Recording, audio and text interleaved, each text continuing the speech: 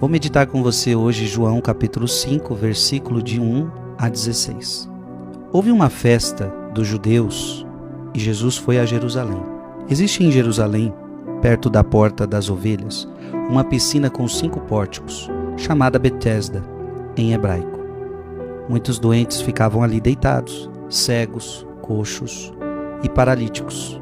De fato, um anjo descia de vez em quando e movimentava a água da piscina, e o primeiro doente que aí entrasse depois do borbulhar da água ficava curado de qualquer doença que tivesse. Aí se encontrava um homem que estava doente havia 38 anos. Jesus viu o homem deitado e, sabendo que estava doente há tanto tempo, disse-lhe: "Queres ficar curado?"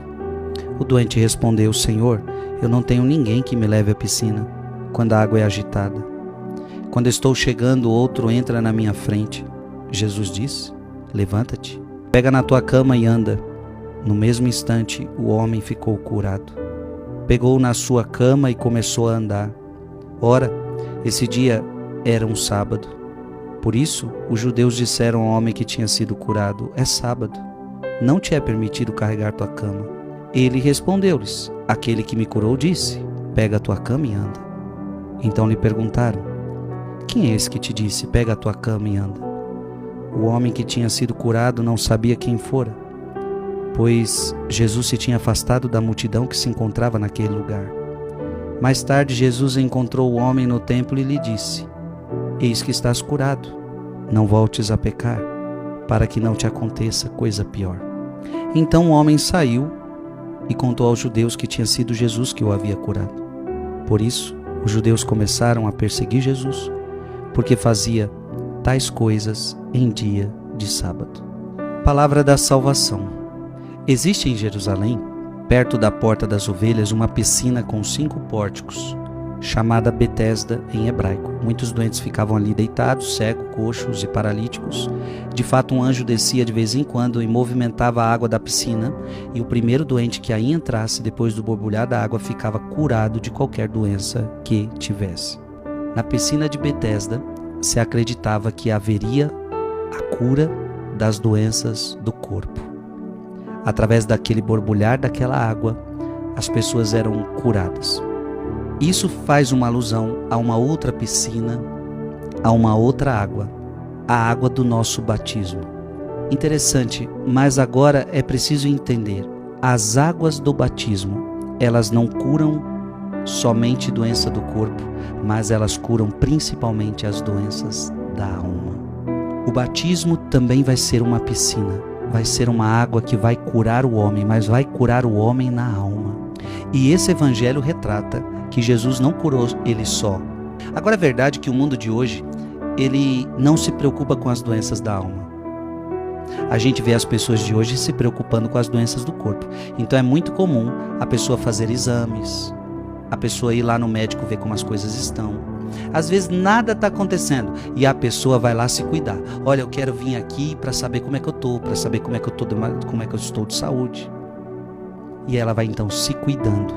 Ela está preocupada com o seu corpo, fisicamente, mas curou ele na alma. Por quê?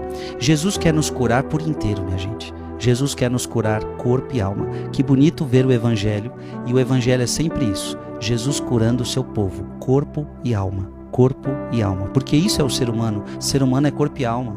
A gente não é anjo. Anjo é só espírito. Não, nós somos ser humano. Ser humano é corpo e alma. E é isso que então Jesus veio curar: corpo e alma. No Evangelho a gente vê Jesus curando o físico das pessoas, e no Evangelho a gente vê Jesus curando a alma das pessoas. Só que as doenças da alma, elas são mais complicadas, elas são mais sérias. Interessante, porque as doenças do corpo não são capazes de te colocar no inferno. Então não é porque você está doente no corpo que você vai para o inferno por causa disso, não. Nenhuma doença do corpo te coloca no inferno. Agora é interessante, as doenças da alma, que é o pecado, ele pode te colocar no inferno.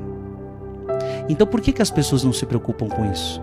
Por que as pessoas se preocupam mais com o corpo que não é capaz de me levar para o inferno e não se preocupam com os pecados, com as doenças da alma que podem me levar para o inferno? As doenças da alma, meu irmão, os pecados que muitas vezes nós podemos chamar de gula, orgulho, preguiça, inveja, luxúria, ira, avareza.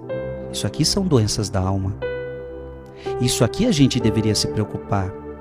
Isso daqui pode nos colocar muitas vezes, nos trazer doenças terríveis da alma. Eu falei aqui dos pecados capitais, são pecados cabeça, são pecados que geram outros pecados. Isso aqui é doença da alma, a gente deveria se preocupar mais com isso.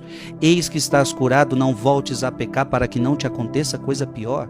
Ou seja, Jesus está falando, tem algo pior que pode te acontecer, meu filho, que é a doença da alma. Então não voltes a pecar.